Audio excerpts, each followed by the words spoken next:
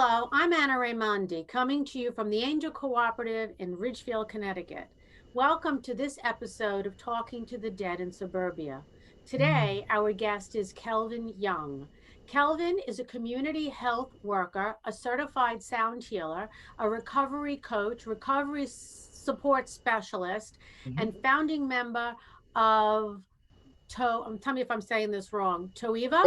Toivo, yes, Oh, Toivo. got that right. Mhm. A peer-run holistic healing center in Hartford. He also Yes. serves on the board of directors at Manchester, Connecticut Hope Initiative, Eat Mhm. the Sunlight Health Incorporated, and A Promise to Jordan Incorporated. He is an active member of the International Association of Peer Supporters and Connecticut Alcohol and Drug Policy Council. He was presented with the 2017 Dr. F. Marcus Brown Memorial Integrative Medicine Award for commitment in cooperating integrative medicine within the Connecticut Valley Psychiatric Hospital, and was also inducted into the Connecticut Hall of Change in September of 2020. Calvin was featured in a documentary called Uprooting Addiction and the Mhm. author of Finding Freedom Behind Bars, a journey of self discovery and healing, where he shares his story of trauma, addiction, incarceration, and three keys that have helped him move forward without turning back to self destructive ways of coping or simply giving up. Well, Yeah. welcome. I'm so excited to have you here. Thank you so much. It's an honor and a pleasure to be here, Anna, and it's just thank you. Thank you for this opportunity. You've had quite a journey. Yes. Quite a journey. And I don't believe that anything happens randomly. So your Mhm. journey has brought you to a place where you can help others. How did Yes. you get to the place you are now from where you were? That's a good question, Anna. After many years of battling with depression, anxiety, and drug addiction, I found freedom from alcohol, from marijuana, from cocaine, from heroin, and even prescription opiates like Oxycontin, Vicodins, and Percocets. And for me, I began my healing journey in a drug treatment program within prison. And it was within this prison program that I learned about the transformative powers of yoga, meditation, sound healing, even creative expressive arts like poetry and journaling. And, I had a lot of misconceptions about yoga, about meditation, all these different mind body practices. And to be quite frank, I didn't see a lot of people that looked like me practicing these modalities. I didn't see people of color practicing yoga or meditation. So I didn't think it was for me. But I know the things I was doing prior to going to prison, it wasn't working for me no more. So I had to try something new. I had to try something different. And by stepping out of my comfort zone and utilizing meditation as a vehicle to go within, because I truly do believe that healing begins from within, I was able to find a sense of calmness and inner peace, even being in a very hostile and restrictive environment such as prison. But most importantly, I was able to understand the root causes of my experiences with addiction. And from my lived experience, I learned that it was the unhealed emotional pain that I experienced in my life, the unprocessed trauma that I endured, going back all the way to childhood. So, at the root of my addiction was the unhealed emotional pain that I experienced in my life, the toxic chronic stress, and unprocessed trauma that I endured going back to childhood was at the root of my addiction. So, I was reaching for something outside of myself to find a sense of relief from that distress. And for me, I found it in alcohol, marijuana, cocaine, heroin, and prescription opiates. And it worked for a while for me until it didn't work anymore. And I got caught up in that very vicious cycle of addiction. And that was a very powerful, powerful learning experience for me. And Anna, I can sit here today and say I'm grateful for my experiences of being incarcerated, even my experiences being addicted to alcohol and other drugs. Because if it wasn't for those experiences, I wouldn't be the man that I am today. And I'm able to learn from that experience and share these different modalities to people from all walks of life, which became a passion of mine because of that lived experience, because going through that trauma, because going through that experiences with incarceration and addiction, and learning tools in prison to help me to deal with those emotional distresses and addictive states. And now I have opportunities to offer it to other human beings that's going through similar experiences like me. That's to me that's life, that's living, learning something and giving it back to other people.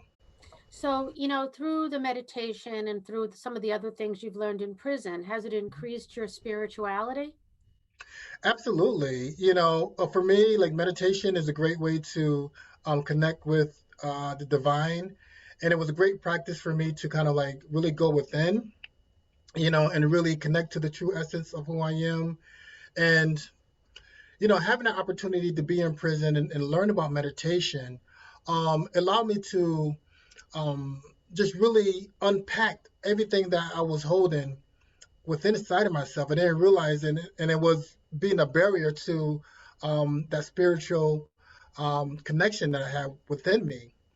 And one of the tools that I learned to really help me to process that and help me to um, really just expand on my spirituality was expressive arts through poetry. And by meditating, I was able to connect to those emotions that I suppressed and repressed for a very long time. And I was able to bring it to the conscious awareness so I could process those emotions, integrate them, transmute them, and release them and heal them. And I love to share a poem that I wrote while I was in the drug treatment program in prison. And it was very therapeutic for me then. It's therapeutic for me now to share it with all of you tonight. And the name of this poem is called Eyes of a Silent Sun. Look into my eyes and tell me what you see. Is it a lost soul with no control, trying to be free? As I look into the mirror and stare into my eyes, I see all the anger and self-hate, hypocrisy and lies. I see resentment, frustration, embarrassment and pain. I see jail bars and fancy cars as I cruise down memory lane. I see the feelings I repressed, going back to childhood. I need to let go of those feelings. I would if I could. I see the hurt that I caused to the ones I love the most. I see my brother on his wedding day as we celebrate with a toast. I see the good and bad times that I experienced in my life. But it's so hard to let go of all that bitterness and strife. There's a sense of sadness when you look into my eyes, like the ones you see when a close relative dies. But this death is not physical. It has to do with the soul. It's that morbid feeling we get when our spiritual energy is low. It's like nothing matters anymore, like that day when I was fired, feeling depressed and weak. Can't sleep, but I'm so tired. I'm tired of all the pain, the hurt, and the rain from that cloud that keeps following me. Sometimes I think I'm insane. But when I look out the window and see the beauty of the lake, it reminds me of good times, like when I was 9 and things were fine. And with the sunrise, I can feel the presence of the Creator. When I look out my window, I see me in the beauty of nature. I'm a part of God's creation, nature, and humanity. The love and spirit that's in Jesus is also in me. So I learned to love myself and others just for who we are. And I learned all about this love looking out my window with jail bars. And for me, I learned about love in a very unusual place. Thank you. Thank you so much. I learned about love in a very unusual place, in prison, behind bars. And by practicing meditation, I was able to connect to the shame and guilt that often keep people like myself in that very vicious cycle of addiction. But through that process, I was able to move past the shame and the guilt and connect to the true essence of who I am. And I believe the true essence that each and every one of us are. That essence I'm talking about is that unconditional agape love. And for me, love is more than just a human emotion. I believe that love is a vibration, it's a frequency, and it's our natural state of being. So once I was looking at the windows of those bars and understanding that the same divine love and essence that created the sun, the moon, the stars, all the beauty of nature, created me, created each and every one of you. That allowed me to shift my mentality and perspective in my worldview, the way I see myself, my others, and people in a very powerful way. Instead of looking at myself from a victim mentality, oh, I'm an addict, I'm an alcoholic, I'm a convicted felon, I'm a high school dropout, I was able to shift that perspective to a more empowered mentality, that I'm a person that's in recovery from alcohol and other drugs. And if I want to get metaphysical, I understand that I'm a spiritual being having a human experience. And I believe that life is about learning, growing, and evolving. I learned from my so-called negative experience in my life, and I gained so much knowledge from those experiences. And the knowledge I attained allowed my consciousness to evolve. And as a result, I became more consciously aware of the choices I make in my life. And today, I sustain my health and my recovery by eating a plant-based diet because I believe what we consume in our bodies does affect our mental, emotional, and physical well-being. I practice sound healing on a consistent basis. Listen to uplifting and relaxing music, different types of body movement, whether it's qigong, going for a walk, going for a hike, just moving my body, getting the energy flowing within my body, and just listening to different types of music, but also connecting to people that's in my life because I believe that connection is the cure for feelings of isolation, loneliness, depression, and different other types of emotional distresses that we experience in our lives. So having the opportunity to gain all that wisdom and that experience from meditating by going within and understanding the true essence of who I am, that brought me close to my creator. That brought me closer to my spirituality. And I grew up in a very religious family, so therefore the spiritual essence was always around. But it wasn't until I went to prison that I learned about the true essence of Jesus. And to me, there's a difference between the teachings of Jesus and Christianity. And for me, I learned about Jesus. He taught about love for ourselves, love for others as ourselves, because we are one, and love for the divine, creator source. And once I was able to experience that and really embody that experience for myself, not because of my religious upbringing, because of my own personal experience I had with the divine, that allowed me to evolve my spirituality in a much deeper, intimate, and authentic way. Whereas I don't necessarily have to go to a building to worship and to honor the divine. And that's something I had to learn from my own experience. How did this all affect the people that were in your life when your life wasn't so great? Like you come out of prison, Mm-hmm. you were like a butterfly coming out of a cocoon. Mm-hmm.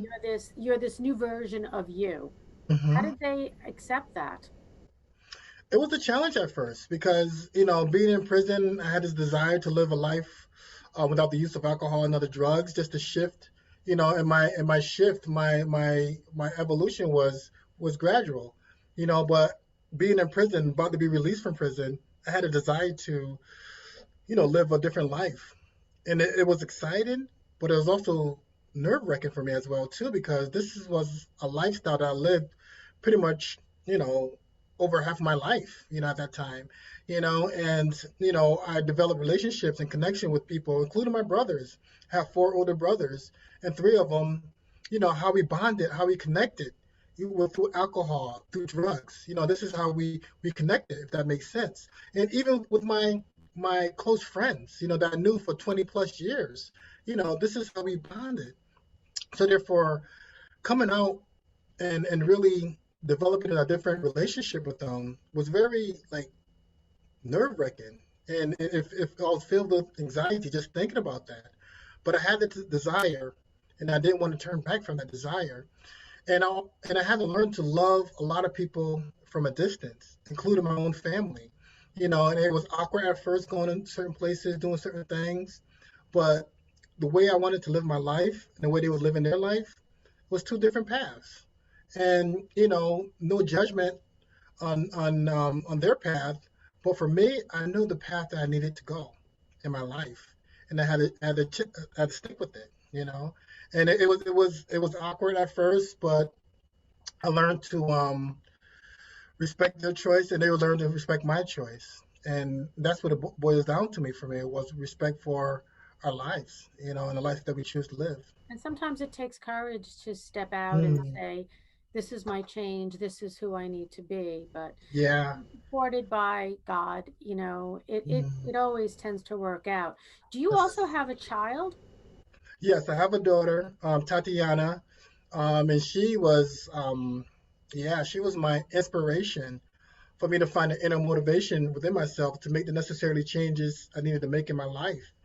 I never forget about, being my last time I was in prison, just laying in my bunk bed, and just the feeling of sick and tired of being sick and tired was all over me. And I would think about my daughter, how she see me intoxicated, high out of my mind, alcohol and heroin. She see me physically, verbally, financially abusive to her mother. She see me doing all types of criminal activities. So I know that it caused a lot of pain and trauma in her life. And it's just thinking about that, it caused a lot of hurt and pain within my life. And just sitting there, I just wanted to make some changes in my life because I wanted to be the man that my daughter could look up to and be proud of.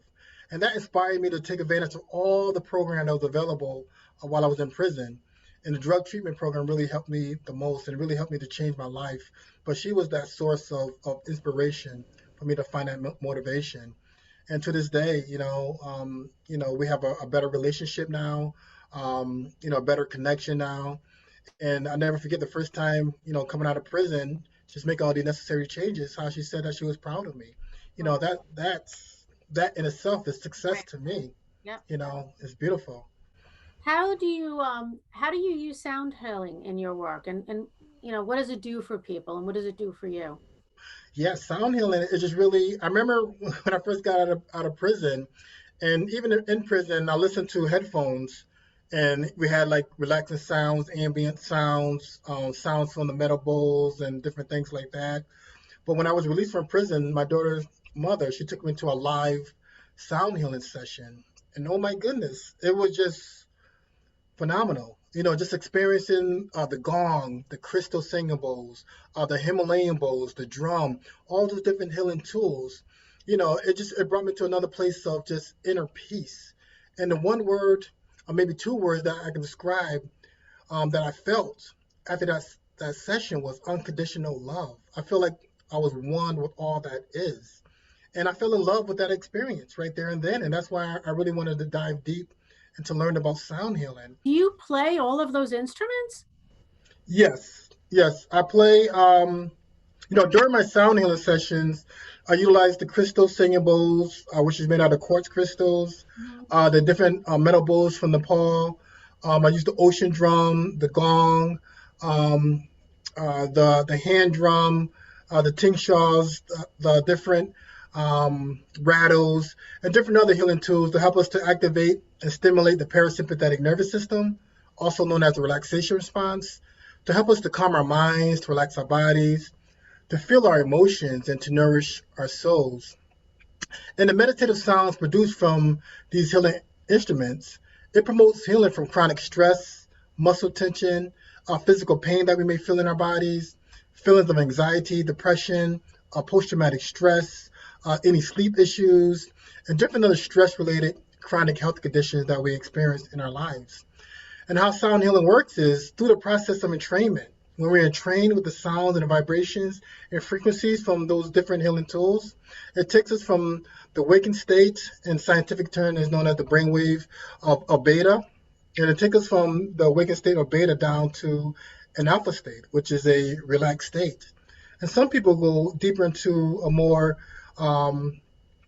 deeper meditative state known as the theta or delta state, which is a more deeper meditative state. And it is in that alpha, theta, delta state is for me is known as, particularly the theta state is known as the healing state, because we're absolutely relaxed. And we're in a relaxed state. Our bodies have a natural, innate ability to heal itself. But one of the challenges that we face in our modern day society is we're constantly bombarded by external stimulus coming at us from electronic devices, different technologies, social media. And don't get me wrong, all these different technologies, it has its place in our modern day society. But when we don't take time to unplug from the matrix of life, unplug from electronic devices, and simply just be and sit with ourselves, even though it could be very scary and very intense, sitting with ourselves, sitting with our emotions. But we learn just to simply just be and process those emotions in a healthy way and just sit with it, even sit in that discomfort, is very healing. It's very therapeutic. And, I work with people from all walks of life.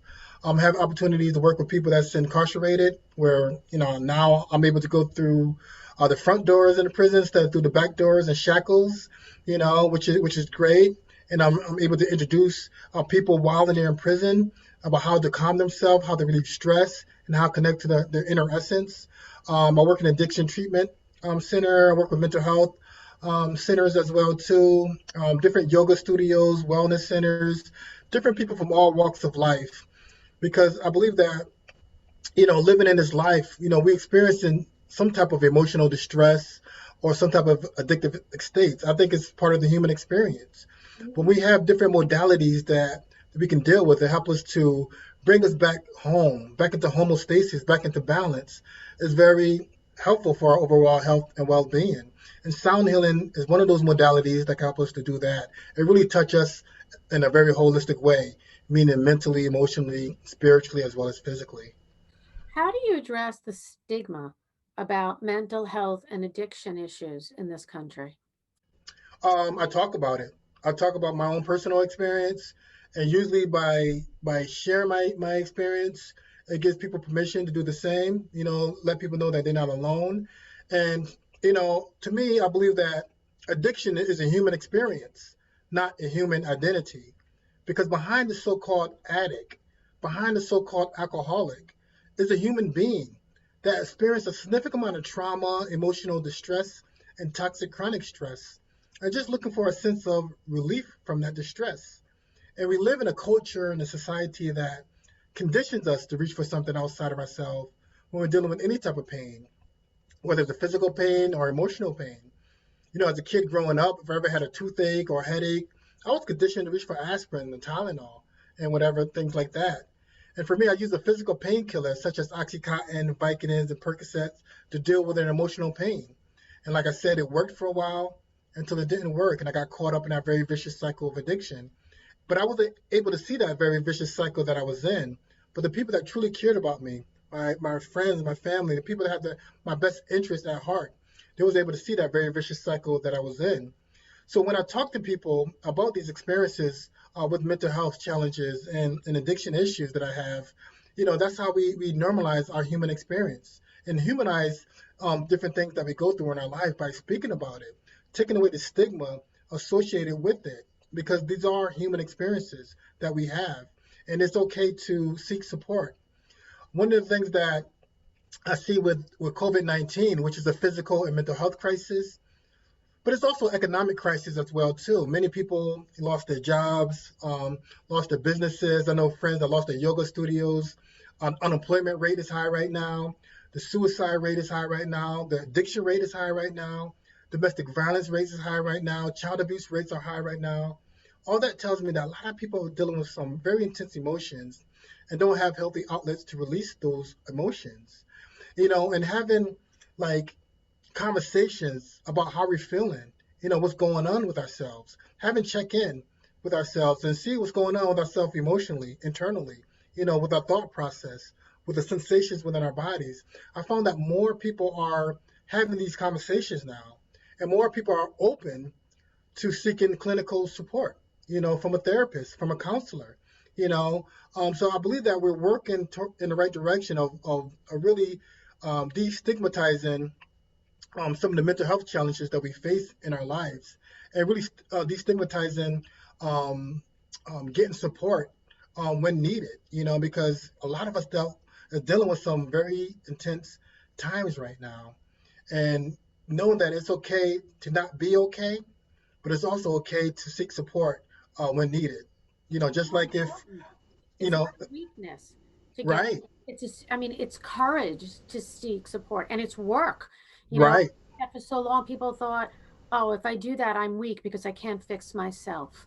hmm, That's why we're all in this together. right, To help each other. So absolutely. do you speak to that? Like, do you do like sessions like, speaking to the public on Zoom, or are you doing it like how are you getting through the people now in the middle of a pandemic? Well, I still host in-person sessions. We keep it to a minimum. We do all the protocols for safe practicing. But I've also been doing a lot of Zooms, a lot of virtual events as well too, which is great. It's a way to connect with people. But I really like the in-person connection, particularly with sound, because not only can you hear the sounds in person, but you can feel the vibrations of the sounds when you're doing a live session. But just the other day, I went to a high school, and I talked to the students there, where I share my experience with mental health challenges and addiction issues and trauma and some of the challenges that they face in their life. And I talk about the school to prison pipeline, particularly how that affects people of color. So I talked about real issues that affect real people. I don't try to sugarcoat when I talk to these teenagers, because they have a lot of stuff that's going on with themselves as well too. Not only the pressure they have from their peers, but a lot of the students that I talk to, they're dealing with a lot of difficulties at home as well too. Whereas there's poverty, whereas there's systemic racism, there's also neighborhood violence. So much things that's going on in their homes, in their communities, that they don't feel safe enough and comfortable enough and vulnerable enough to share. And particularly as a male, including myself, I suffered in silence for a very, very long time, because our society conditions us to, like, um, say it's a sign of weakness for men to show their emotions or show their feelings. And the only emotion that is acceptable for men to show is anger. And for me, that anger quickly turned into rage when I was under the influence of alcohol and other drugs. But I host weekly bi-weekly men's groups where we have these conversations, and they're in person as well as Zoom as well too. We have these conversations about fatherhood, about toxic masculinity, about different things that affect males in our culture, in our society. And it's time to really address those issues. Know that it's okay to talk about our emotions and feelings, because we're human. We have these things. We have these things. It's okay to have these conversations about it and not be shamed, and not have the desire or feel like we got to suppress what's inside of ourselves. But the Because, problem, I see this because hmm of what I do. I am dealing with people who have lost children, who have OD'd or have suicide. It crosses the race line, hmm for different reasons. I mean, there's different reasons why these things happen, but mental illness, hmm doesn't care who it goes to, right? hmm So it's more of an issue that we should be looking at from every single angle. hmm Like it's a societal issue. They are saying that, on the wake of the pandemic, the next pandemic is a mental health pandemic, which, as you said, it will increase suicide and, people using drugs. A couple of years ago, 600 people in Connecticut alone, OD'd. That's a hmm huge amount of people, and it was up like tenfold from the years prior to this. It's a very available, okay? hmm Peer pressure, no matter where you live, there's peer hmm pressure. There's pain of being a teenager. Yeah. Being a teenager sucks. Okay. hmm You don't know who you are. You don't know who you want to be. You're being stressed from your family, from the school, from your friends, from yourself. You're trying to hmm find that place. And so what happens? People start experimenting, and then Yes. all of a sudden they got a problem, hmm and you're right, it's not about the addiction, it's about what's underneath the addiction that Absolutely. we all need to address. hmm So you talk about three keys that have helped you move forward without turning back. What are those three keys? Yeah, the things that I've learned while incarcerated was very instrumental for my life. And one of the keys I realized that, underneath that addiction was the trauma, was the emotional pain that was unresolved, unhealed. It was the toxic stress that I didn't realize that I was under, because it was a normal way of living. Mhm. And once I was able to see that and like kind of name that, I was able to do something about that. So the first key was, for me, was doing the inner work. So I had to address those trauma issues, address the emotional pain, to address that toxic stress by seeking a therapist, by learning different mind body practices to help me to reduce my high stress levels, even being in prison in a very hostile and restrictive environment. You know, um, really doing that inner work of and learn about addiction and how it affects the brain and the body, and how it alters the way that we see things. And really learn about all of that with therapy and these mind body practices, I was able to begin the inner work I needed to do, And the second key also was for me to put together some goals in my life. While I was in prison, 95% of people that's in prison, they go home. They have a release date.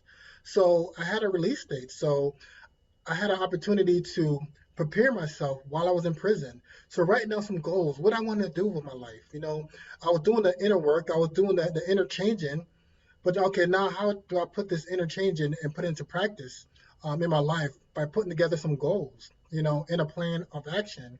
And sometimes you got to make a plan A, B, C, D, E, F, G, all the way to Z, but having a plan of action is so important for me. And the third key was developing and creating a support network, a support system, whether it's professional supports from a therapist, clinician, um, or other psychiatrist, medical doctor, or even natural supports from our family, our friends, our loved ones, the people that have our best interests at heart, or even community supports from the 12-step community or our churches, mosques, synagogues, temples, community agencies.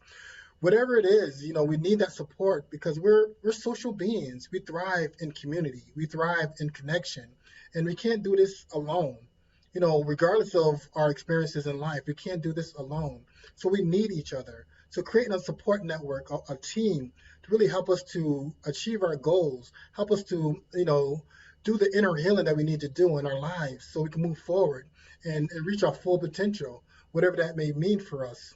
And those are three keys that really helped me to really change the trajectory of my life in the direction that I wanted to go in a very intentional way.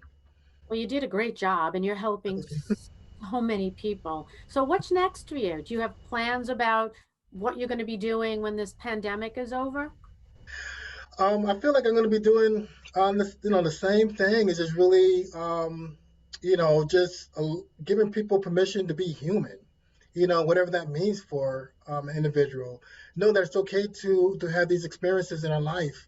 Whether we call it mental illness, which I choose not to use that word because that word itself is so stigmatizing. But if I need to describe someone's experiences with emotional distress, I'll say a person, you know, having a mental health condition or mental health challenge, in itself, or people that have experiences with addiction. Language does matter when it comes to these things, and I make an effort to kind of talk about putting people first because people are more than their diagnosis, more than their disease, more than those things that people label themselves. And oftentimes those labels could put people in a box. So therefore, understanding that we all are human and we have these different experiences and just really utilizing different platforms to let people know that we can be authentically ourselves. Just be you, be ourselves. With the flaws and all, and just learn how do we honor our divineness as well as our humanness. And that makes up to me that I believe that makes up the totality of who we are in this existence. So really just honoring all of that instead of have to wear these masks all the time. And for me, I wore this mask so comfortably. I mean, it became a part of me. And it had to take me to go to prison and kind of like, go through a very intense transformation, for me to kind of like for the mask to break off. And there's layers to it, I believe. But it's cracking off, it's peeling off, and I'm able to let my authentic self shine. And when you're able to do that and talk about it, I really believe that I give people permission to do the same thing. And just know that we need each other in community. So developing like different um, community care as well too, because we talk about self-care, which is very important individually, but let's talk about community care as well too. Where we create these wellness clinics, that's at no cost for people, whether it's virtually or in-person sessions. How do we take care of one another in a holistic way in our communities? How do we support each other in different situations in our communities? So it's just really developing these spaces, these opportunities for us to truly be human and understand that it's okay to be not okay. It's okay to have these raw, intense emotions, and it's okay to seek support when we need it. Well, you're such an inspiration for people, and, I agree. It's about getting out and meeting people, Hmm. and one of the things that prevents people from doing that, especially the younger generation, is everything they do is on their phones, or they find dates on their phones. I mean, very Yeah. different than when I grew up. Yeah. On social media, and social media does have a place, okay? I Hmm. mean, you have a very active Facebook page, okay? Hmm. Hmm. And you put out such wonderful things there, which is how I connected with you. And if anybody wants to go on his page, it's just under his name. So it's Kelvin Young. Hmm. And he puts out some wonderful things. But you do more than that. Then you get out. So we can't just have blinders on. We have to Right. open up, Yes. completely. So I have to tell you something. There's a man standing behind you. Can I tell you this? Yes, absolutely. Do you have someone who's passed whose name is James? Yes. He loves you very much. Mm-hmm. Okay. He's very, very proud of you. Okay. But he's Mm-hmm. also saying that he's sorry for whatever part, or even if it's the closing of the eyes. Does that make sense to you? Mm. But he loves you, and he's supporting you, and he's following through you with this. He's pushing you forward. He's saying you are a braver man than he ever was. Mm. Wow. Does that make Thank sense? you. Absolutely makes a lot of sense. Yeah, thank you. That's very emotional. Good. That's my brother. And he had a design company name called BU. And he passed away a couple years ago in an automobile accident, a complication from an automobile accident. And yes, everything you're saying is so true because he said it. So thank you so He's much for walking sharing with that. you, and he's helping you. Yes. So thank you so much for coming on. God bless Mm. you. Thank you so much. That Thank was you. so powerful. Thank you for sharing that. That meant the world to me for you saying that. Oh, I'm Thank you. I'm happy because Yes. you bring so much joy to so many people that you have to know. Not only you supported here, but you're supported so much from the other side. Thank you so much. And to Thank all my listeners, I hope you enjoyed today's episode. If so, please like, share, and comment, and be sure to subscribe to our channel so you never miss an episode. And please, look up Kelvin Young, go to his Facebook page. He can be an inspiration to you, an inspiration to the world. Thank you again. thank you so much, Anna. Thank you.